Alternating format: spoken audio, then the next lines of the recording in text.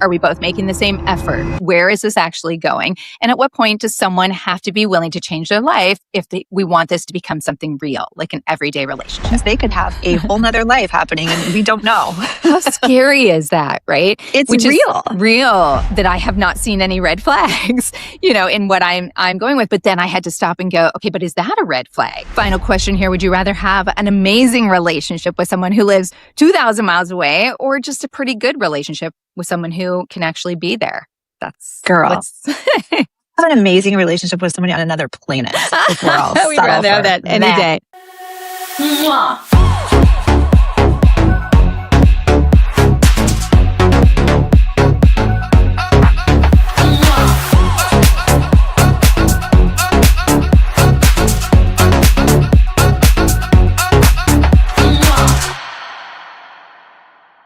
So long distance relationships, as we know, can be very exciting and romantic and honestly, I'd say a little addictive at times because you're missing each other.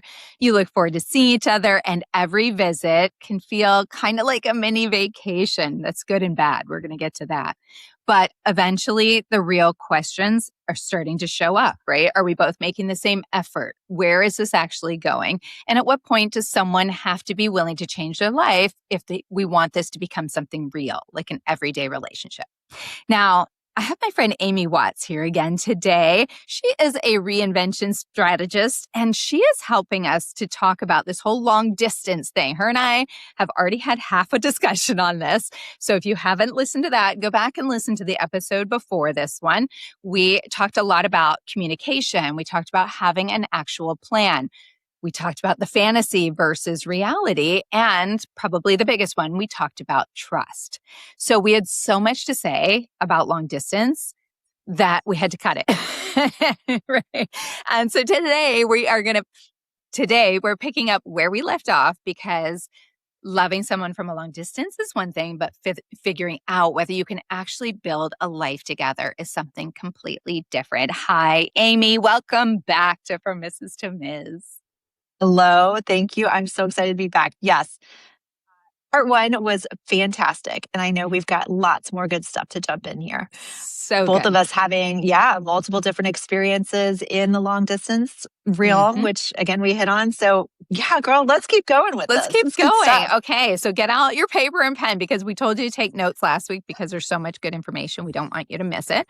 So today we are going to talk about like making the effort. Like, are you actually showing up? Right. And then we're also going to talk about like putting your life on hold. When do you do that? And is it okay to do that to kind of make this move forward? Or are you getting ahead of yourself sometimes, right? We also want to talk about red flags. Are they easier to hide from a distance? I love that one. I can't wait to touch on that. And we're also going to talk about when visits can create that false sense of compatibility and so much more. I mean, we just have so much to talk about. Let's hope we get through this one entirely this time. Yeah. Oh, all right. So let's start with talking about effort and like, are you actually willing to show up? Because there's a lot of things that have to take place in order for this to happen and to be continued and consecutive and to feel like it's growing. So we want to talk about like who's initiating the calls, who's planning the visits, who is spending all this money to travel back and forth. Is someone over the other one completely rearranging their schedule to make this happen? So there's so many things that, a lot of variables that come into play when you're trying to do long distance. So how do you look at it? And I know you did long distance with your guy before. And how was that for you? Like trying to make things work, the phone calls, the trips, it gets expensive. Yeah. And here's another one I don't think we hit on before, but thinking about time zone differences too. Right. So I was on West Coast. He was East Coast at the time. And so it's a 3-hour time difference. It doesn't sound significant, but you're at very different points in your day. So when you think about just like the day-to-day communication, that was a consideration too, and to your point of who's initiating communication. Yeah. And then there's this whole other piece, there's a phrase, communication fatigue. So it's such intentional communication. It's not organic so much. Obviously, text, you can kind of like something pops in your mind and you can text it.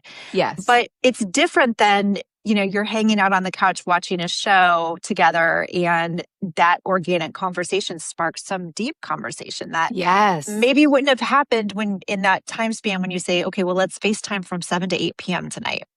So that is an extra layer of challenge there to think about. Yeah, the communication fatigue kind of is one to consider and think about.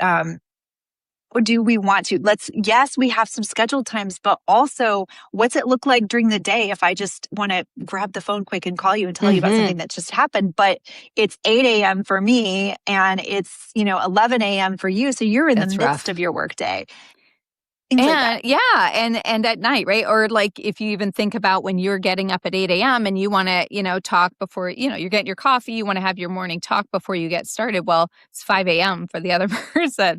And I remember thinking because we've kind of talked about long distance thing that I'm doing, and this person is on mountain time. So it's already, it's only an hour. And we've talked about that. Like, how would that work if it was 3 hours? We've literally had that conversation. I don't know that would work because that's a lot of extra time, right? To figure out you're already doing in the morning where maybe someone gets up earlier than the other one. So they're going a few hours without talking. You have your communications, but then they're going to bed and you're still up. It's weird. And that's only a 1 hour time difference. 3 hours. Yeah. Oof.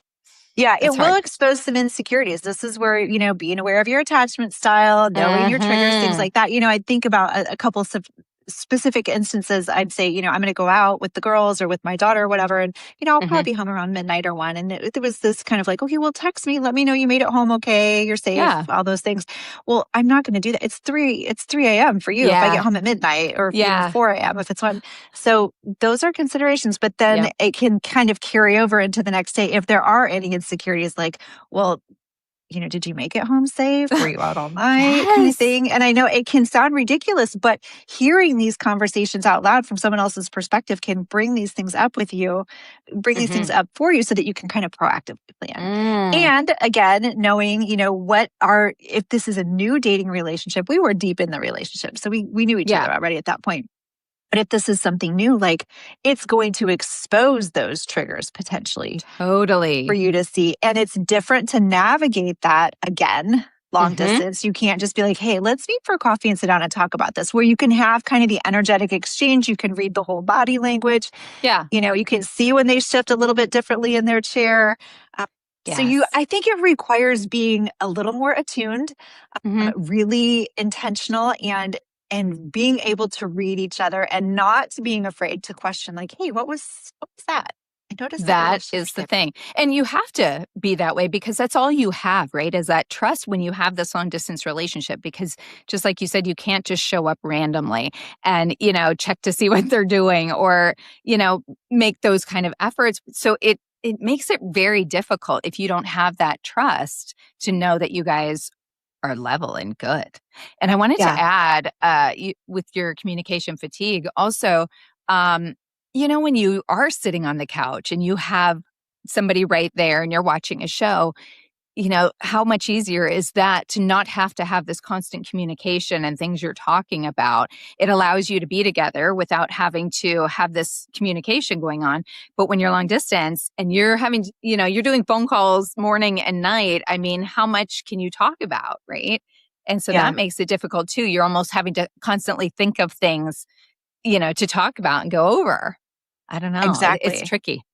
It's less organic for sure. And you don't have that time face to face where, you're walking into the restaurant holding hands and you can kind of watch to see well, are they scanning the room for safety? Is there some PTSD here? Or are they checking out the girl in the...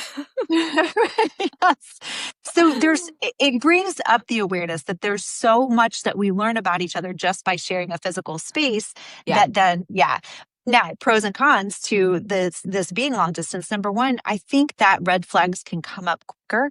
Yep. And that may sound counterintuitive, right? Because it is easier to hide things. But as far as things like attachment style triggers, communication challenges, I think those can expose themselves earlier because you're solely relying on, showing up at the right time and having the conversation and then the questions that come up if things aren't, well, we said we were going to talk at 7 and it's 9 and I hadn't heard from you.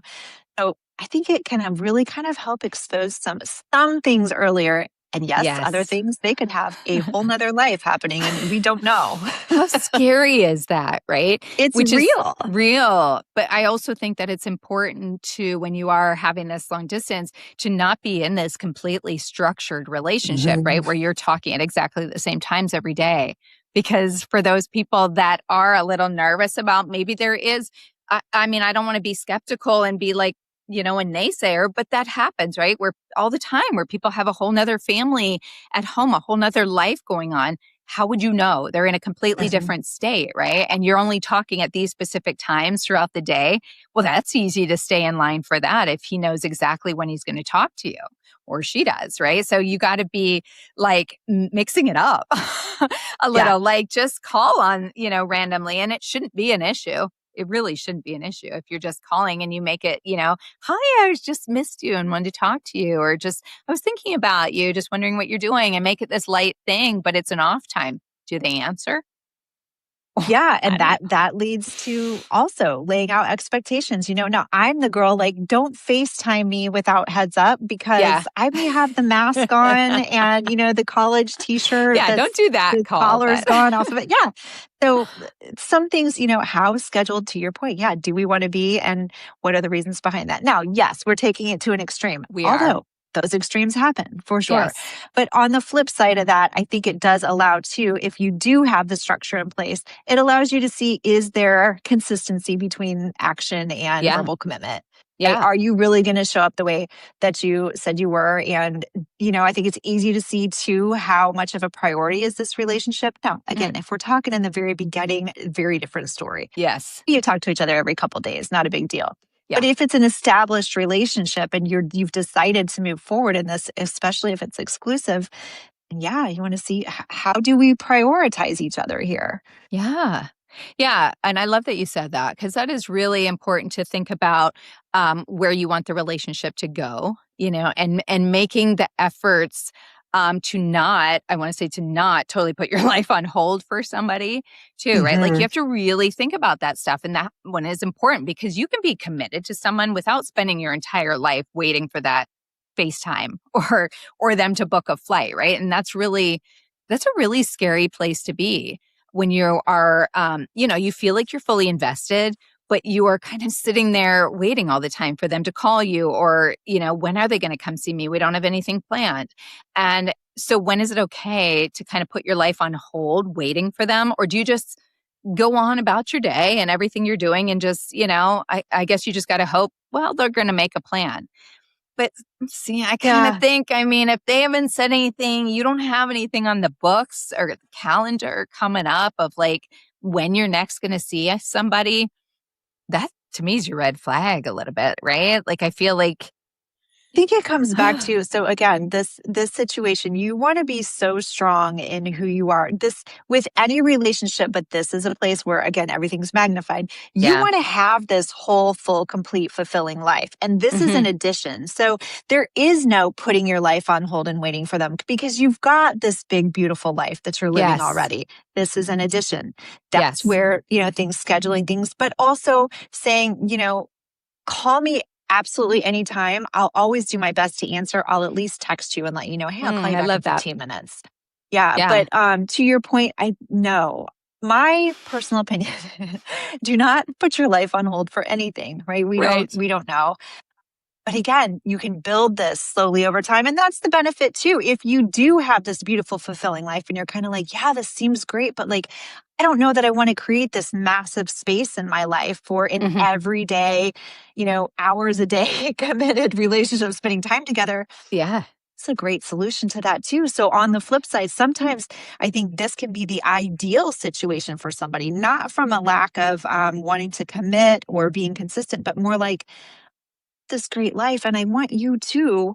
How can we make this work where we both have our own lives and we get to share something together? And as that grows, then you kind of get to define it as it evolves. Yeah. Oh, such great points in there. I love that. That's so good, because it's like, I think the hardest thing, just thinking about like the long distance, this is all new for me. I'm not usually like down for long distance, because I do like my person to be like, there when I want them there.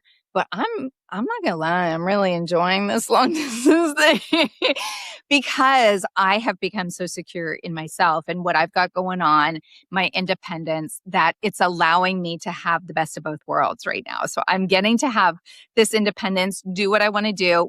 I still get my needs met by our conversations, our FaceTime. That is amazing. And then the excitement of like planning things and getting to see each other and looking forward to that. I mean, this is great for me right now. I'm really enjoying But you this. said something very key there. It's because you are more secure now. You do have this full life. And let me not say now is to say that you didn't before, but just your awareness that this is why this is working for me right now, because I realize how secure I am. I realize how full and beautiful my life is. And that, I think having that communication, if a person is aware of what their attachment style is and what their triggers are, those are things that you can kind of mitigate up front. Like, let's proactively plan for this right now. You still need to go do your work on that, ma'am or sir, because I'm not here to, serve as your therapist. But can I tailor our communication times and our exchanges and what this looks like long distance to help support that? Absolutely. So it can be a really cool opportunity for growth too. Yes. I think that's part of my excitement. It's, because I feel the growth within myself. And for the listeners who have been with me since the beginning, I'm sure they can sense this from me because I've shared my experiences with them, like along the way, right? With all of these crazy dates I've had, the Jack in the Box, where I'm like, don't even know what I'm doing or how I even got out alive. And, so there's so many stories along the way. And so it feels so nice to be in a place of, where I feel the growth within me. I feel like I've accomplished what I set out to do.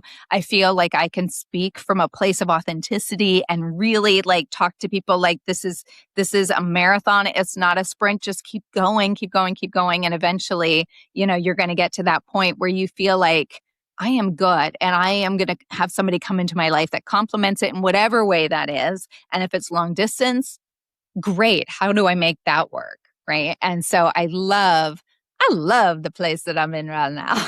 Yes. And that's so key too, enjoying the journey of regardless of whether it's long distance or not, but in the long distance situation, enjoying that journey, because if you guys, if two people who are dating long distance do end up together, like moving to the same place, this is a very special season that you'll probably never experience again. So it's kind of like the beginning of any relationship. When you sense it, that there's some serious potential there. I think that is the very best time. It's like having a newborn, right? Like you just want to soak in every moment. You don't want to, there are moments you do want to rush to when they're like potty trained and going to school. But also, that is never going to exist again. So like soaking it in and can be really cool. You'll never have the excitement of like, oh my gosh, when's our next trip? I'm going to meet him at the airport. I'm going to pick her up at the airport. I can't wait to see her. It's been 3 weeks. It's really special. It's really special. It's a really neat feeling. It's really, really fun. I love it. But going back to the red flags, I'm going to just talk a little bit more about that, because we kind of talked about how they are often easier to hide from a distance, right? So you got to be really careful about that because you're not seeing on like a normal Tuesday night. You don't know how they really live, who they're spending their time with. Do their stories add up? I mean, there's so much stuff. What are they like when they're stressed out? Because, you're seeing the best of them. You're seeing, just when you get there and you are doing stuff and you're having different, you're going out to different events and it's like you're on vacation, right? So do you get to see what that's like or how they treat people in everyday situations? There's so many things to look at. And, it's funny, you and I were kind of talking about the long distance thing before. And I was saying that I have not seen any red flags, in what I'm going with. But then I had to stop and go, okay, but is that a red flag that I haven't seen any red flags? Because I had to really think about that. And I'm like, oh my God, why am I not seeing anything? There's got to be something. I don't know. Do you feel like there's truth to that? Does there have to be something? Am I overlooking something? There doesn't have to be something. I think it's checking the energy behind that, right? Like, where's that question coming from? For you, it sounds like it was from a very healthy place of like, wait a minute, okay, like, let me make sure this is true connection and not chemistry, right? Solely chemistry. Of course, we do want chemistry. We don't, but yeah. And remembering that inherently our brains are wired to solve problems, to find problems and solve them to keep us alive. So it makes sense to say, like, I don't see any red flags. Is that a red flag? Yeah. But also I think it's safe because it's like, okay, let me check myself. Let me be an observer here, right? Let me stand back, remove myself emotionally, just kind of like with curiosity, go through the weekend or whatever time, you had together. Or if you weren't together, go through the past, week of communication, like, what did we talk about? Is there alignment from conversation to conversation? Do things switch? Do I see a lot of different variations in moods? Right. So I think that's a great question. Like, it leads you to step back, observe, remove yourself emotionally, and take a kind of a neutral, unbiased look at it. Yeah. In a way that is protective, but not from an energy of paranoia or trying to create problems. Right? Yeah, we don't want to do that. Like, let me find a problem so I can push this guy away before we get too close. Whatever your pattern might be, that's a really key point. Yeah, that's key too, to notice patterns in there. They show up, but also notice your own patterns. Like, am I repeating, playing out something here that I've noticed, and maybe they haven't picked up on it yet because we're long distance. They don't see me every paying attention to patterns. Yeah. That's so good. That's almost, like when you think about what you can get away with, there's a lot. You only have to be a certain way. It is, Andrea. You can. You can, because you only have to be a certain way for a certain period of time. It's a lot to think about. And also, have you met their family or their friends? How do they introduce you? That's kind of a big thing. Are they introducing you, if you've had that conversation where you're exclusive, you're only seeing each other, are they introducing you as your girlfriend or boyfriend? Or are they like, this is my friend? Or they totally don't even introduce you at all? Those are things to watch for, right? Because if they're doing that, that would give me a little bit of, why didn't they say that? Are they afraid to introduce me that way? Is it because there's somebody else that might already have that title? You don't know, Yeah. But again, that comes back to trust too, right? Like, you have to have a lot of that. Which is built through communication. So awareness on both people's parts, the communication. Yeah, it's the circle. It is. So what would you, I'll share mine as well, but some of the big pros to long distance, right? We've talked a lot about the challenges, and they may have 3 wives in the basement, but what else could be? What are the good parts? It's possible. For me, it's the getting to enjoy the independence but also, knowing when we're going to be together. That's always been a big thing for me. I will admit I'm a little bit of a workaholic. I tend to just go, and especially when you're working from home, right? Like, there's not really a limit there. Somehow the time doesn't matter. You just keep going and going and going. And I could be sitting, no joke, on my couch. I'll be watching TV, but it could be 10, 11, 12 at night, and I'm still doing away, right? But before, when I would date somebody local, there was, especially if they didn't have much going on, there was that expectation of like, hey, are you going to come over at like 4? Oh, no, I was thinking 7, right? You're so far off, And that gave me anxiety, knowing that I was going to have to like cut something short, maybe not get this done. That's going to add added pressure to tomorrow's list of things to do, and to go and sit with somebody, just, to just sit there. So I really, I'm loving that part of it, like that I still get to live my life, do the things that I need to do during the times that we're not together. And then when we are together, I'm all in, and I'm giving like 100%. So I love that. I love the excitement of planning ahead. I'm very big on making sure that something is planned the next time before this time ends. I think that can take away that anxiety or the nervousness about like, are they going to want to see me again? When am I going to see them? If you already have it planned, it just calms everything. And it just makes you feel like, okay, I know they want to see me again. I know we've already got the next thing going on, and so I'm really enjoying that. I very much planned ahead a lot. And then also, I like just the excitement of the future of it. Like, where does this go? Do we do I move there? Does he move here? Do we, how do we coexist? How long do we do this for? I know all of those variables is very exciting to me as well. It just, I don't know. It's good. I like it. I'm liking it way more than I thought I would, Amy. So well, what do you and that like? goes to speak to the security piece too, because I'm with you in that, the excitement of knowing like, where is this going to go? That could cause other people some serious anxiety of like, oh, I can't handle this. Like, I don't know. But I'm with you. I think that excitement. And again, remembering that like, this is such a fresh season. Another thing to think about, well, talking about the pros. So it's not really switching gears. It's getting really specific around that. Yeah, the good stuff. So how do you keep the spark alive, the physical spark? So if you have had multiple visits or whatever your chosen timeline is for having sex with this person, how do you then how do you maintain that spark, that anticipation?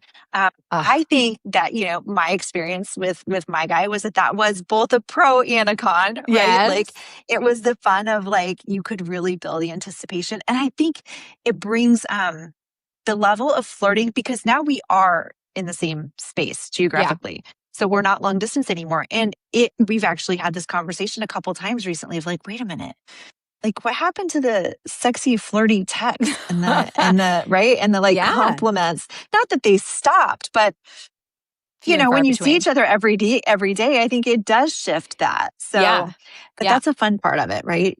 Yes. I'm glad you brought that up because I love talking about sex, first of all. But really? You had no idea this was my forte. No, I agree, because there is that buildup, which for me, I am all about the foreplay when it comes to sex. That's my favorite part of it. So for me, the in-between feels like the foreplay, before we get there. Yes. And so I love that anticipation. And I think that you can keep the fire burning, by having little date nights. We've done that where we'll just, we just sit, we're both on FaceTime, maybe you have a drink or, a little snack or something, and you do little things. You can play those little card games where you're asking each other questions. You're doing a little dare. You gotta, take down your pants and turn around and whatever. I can see that on FaceTime. That's great. And how exciting to be able to look but not touch. That's exciting in itself, right? So you can do little things like that. I've talked about doing a playlist together, creating your own little sexy time playlist. So the next time you are together, you have your music lined up, everything is ready to go. And it's something you pick together and enjoy doing together. Also cooking together or something, right? You could set your phone up and be cooking the same dinner together and enjoying that. That's a very sexy thing to do, I think. Yeah. And so then when you get to that point, I'm ready to go. And then that's great because you get all the time with them when you're there and you get that all out of your system. You get enough so you can last to the next time. And so all of that, I'm enjoying all of this. That's awesome. I think I remember too, it leveled up the communication about what the preferences, not so much preferences, but really I really like that. Remember when that was great. Yes. So I think it, it levels up the communication around sex versus just the experience, which enhances the experience. Fantastic. Yeah. So good. And because the communication is really big for so many reasons that we've talked about, just so that you have the level of trust, you don't have the anxiety, you're all on the same page, but also that it creates this foundation and this safe space to be able to talk about, the things that you guys maybe want to do together sexually at some point. What are your past sexual experiences? What is it that you like? Do you want me to bring a toy next time? When I come to see you, do you want to go get a toy together that we can enjoy? It's all of that anticipation plus the, hey, wow, you look so sexy tonight. Or, I find myself funny, doing little things when you're on FaceTime and you try to sneak a little photo when they're getting into bed or something with no shirt on, just looking sexy. But then it either tells them or I know. I know. I wish that it didn't but for good reason. It does, obviously. Yes. But I think that's also, a little bit of the fun and the excitement that you are seeing but can't touch. It's that taboo and just Yes. like, oh, what are you doing there? I like that. What are you wearing right now? All of that stuff. Foreplay. That's what it is for me. It's so good. Yeah. I love And it. even like having conversations when, you're each in bed in your respective places and it's like, oh, I like to light this candle. I love this scent. Or, You're I like learning. the light soft. Yeah, you're learning. I love the fresh sheets. I love satin pillowcases. Those Mm-hmm. little things that, you would notice if you were together day to day and you'd probably Yeah. pick up on it. But having Yeah. this heads up is really helpful. Then you show up next time with the toy and the satin And that's pillowcases. perfect. Perfect. Yeah. Do you think that there is a way to know if you're compatible in normal life, if you've never actually like experienced this normal life together? Like, how do you know if you're good? I don't know. Yeah. Have you So, like I the mean, little things? Sorry, go ahead. yeah. No, I was just say best case scenario. I mean, this could be challenging for people to work out, right? But if you get Mm-hmm. to the point where you're having a conversation of like, okay, let's, we're ready to start talking about living in the same geographic location or it's under the same roof together. Mm-hmm. Um, if you can have more extended Mm-hmm. time together, right? Like I know Yeah. your work is remote for the most part, right? Or So for the easy. all, yeah. So Yeah. it's very easy for you. You could be like, yeah, you can come for a weekend. We could just like literally do daily life. I think Totally. that's best case scenario. And to your point too, yes, before there's a conversation about moving somewhere, I want to meet your friends. I want to meet whoever is Yes. in your Important day-to-day too. life. Like Mm-hmm. it's really important that we know because when we are engaging in, if we're talking either marriage or just long-term commitment, it's not just that person, right? Yeah. You're also integrating your tribes, your circles with each other. Yes. So, Yeah.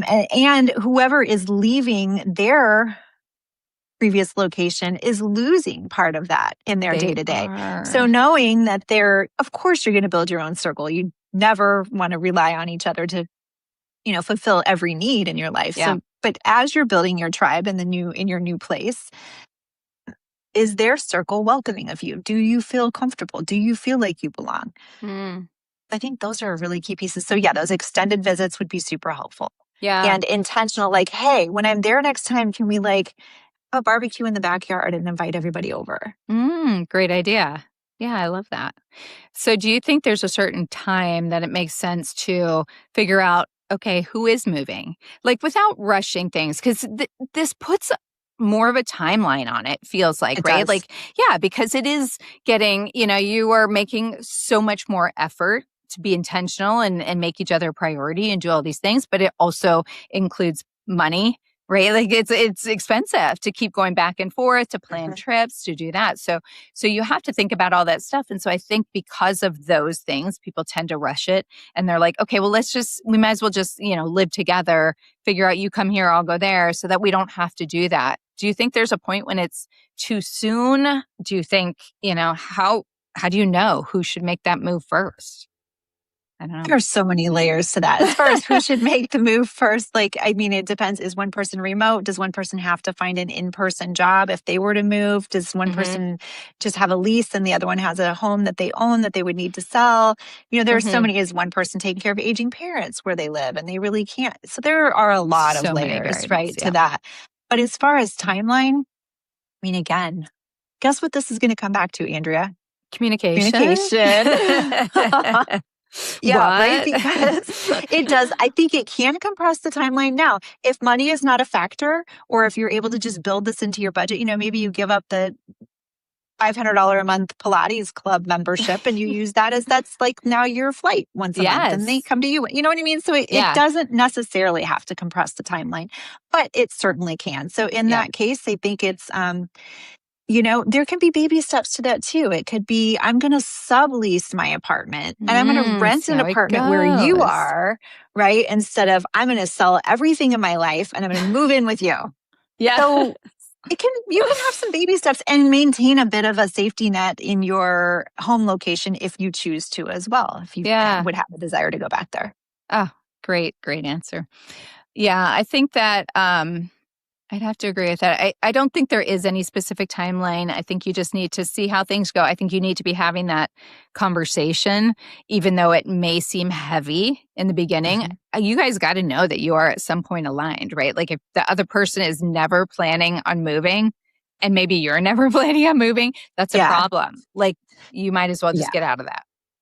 Yeah, those are conversations like, okay, we both decided, and I think maybe we hit on this in part one, but we both decided to date long distance. So if we are looking for lifelong partnership, I am willing to move. You are not. Okay, that's clear. Would I want to move to Boise, Idaho or Des Moines, Iowa? Like, I don't know. I don't know. You know? I don't know. That's or a tough one. Are we both willing to go to a brand new location and build life together? Like, that's super fun too. Fun. That sounds so good. Love like that idea. So to wind this down, how do you know when it's time to call it? When it's not that anything has happened, nobody's cheated. There's no, I mean, you still love each other, but it's phased out. Let's say that, right? Like the phone calls are getting further and further apart. The efforts aren't being made as much. When do you kind of call that, do you think? Yeah. I think this is my soapbox, right? This is my everything, right? First, you're going to listen to the messaging that your body is giving you. If you notice the anxiety ramping up, if you notice your energy has shifted, you're feeling a little more low after interactions or missed interactions, right? Yeah. Trust yourself and at all costs, you come first. Yes. At all costs, you come first. If this is not, if you know that you're showing up the way that you want to, right? And you're not feeling like things are reciprocated or you're feeling like things are not aligned, actions and words are not aligned. I think it's very important to not make excuses, to have those conversations right up front and to be really clear of like, hey, this is how I'm feeling and I'm not willing to continue in a relationship where I feel this way this frequently. Yeah. Oh yeah, absolutely. It's just, just pay attention, right? Pay attention to what's going on, especially the other person, kind of see where they're coming from because they could be the one that's pulling back. Things are changing. You got to pay attention to that. And again, communication. I think another really big one, and we missed this earlier. I missed this earlier, but this is different too. You're not meeting a happy hour where maybe some of your coworkers or your girlfriends and stuff are. So this is a very potentially a very isolated relationship. Bring additional eyes in on it, right? If it's just you going to visit them and it's just these phone and text communications, and your girlfriends or your people are not seeing some of this, ask for some insight. I think that's really important too. That's great. Or make great sure idea. that when you do visit, when they come to you, hey, we're going to go out to eat with my friends tonight too. Like I know we only have these 3 days together, but it's also really important that my people meet you. Yeah, I love that. I think that's a great idea. Yeah. So do you think, final question here, would you rather have an amazing relationship with someone who lives 2,000 miles away or just a pretty good relationship with someone who can actually be there? That's girl. Have an amazing relationship with somebody on another planet. If we're all we'd rather have that any day. Because again, you have this big, beautiful life. You've done this work. You have the deepest self-love. You know how to enjoy yourself. You've got your people. You've got all of these creative outlets. And this relationship is an addition. Never is that. If you had a whole buffet in front of you, your favorite foods, and 2 foods that you just kind of sort of liked every once in a while, are you going to waste plate space for the met food? No, we want the good stuff, girlfriend. We are here for the good shit. Okay. This is our one wild and precious life. We are going to live it large. Go for it. So go for it and make it happen, right? I love it. No meh in our life. We're not taking that. No meh. So I think the biggest takeaway here is that long distance can absolutely work. We've shown that with everything we've talked about, but it cannot be the permanent plan here. At some point, there has to be some kind of movement and not just the flights and the FaceTimes, right?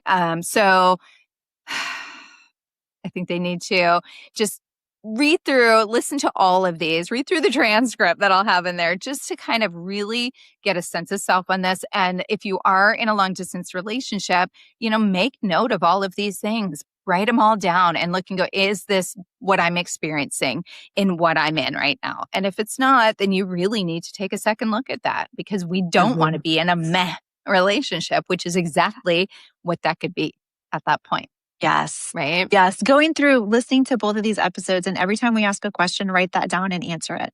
Yes. Or keep it to reflect on, maybe So reflect on good. it repeatedly. Yeah. There's a lot of gold in this to pull out. A lot of gold. Good So stuff. yes, good stuff. Amy, where can they find you? You always have such great insight. I love it. Oh, thank you. Thank you. Thank you. So You can good. find me on Instagram at So She Did Life Coaching. You can find me on Facebook under Amy Watts, and launching soon. I don't know when this podcast is going to be released. So if you check out this website and it's not yet launched, it will be soon, but mindbodysoulschool.com is my next offering. So that is where you will find some really great stuff. And that course will help you get to the place where we just talked about all these things, where you will know the answers because you will be so attuned. So yeah, mindbodysoulschool.com.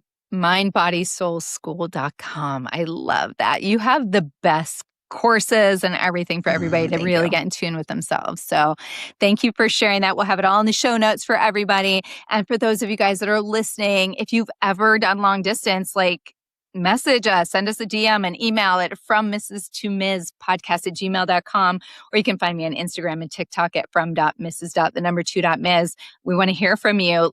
Are we on with this stuff? Or are we? Maybe not. Let's hear it. Sure we are. Pretty sure we are, but we might have missed the boat on something. So let us know, and we will talk to you guys next week. All right. Have a good one. Bye-bye.